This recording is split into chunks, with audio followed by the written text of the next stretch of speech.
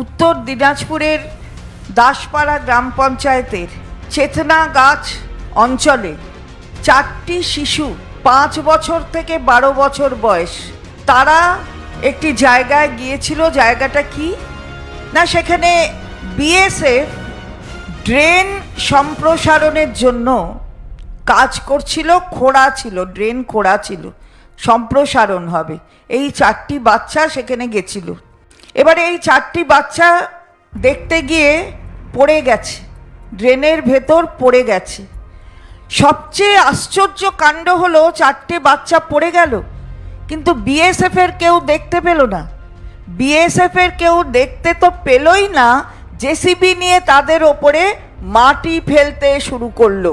অর্থাৎ ড্রেন সেটার সম্প্রসারণ করতে হবে বিএসএফের, কিন্তু বাচ্চাদের তারা দেখতেও পেল না, তাদের জীবন নিয়ে তাদের চিন্তা নেই।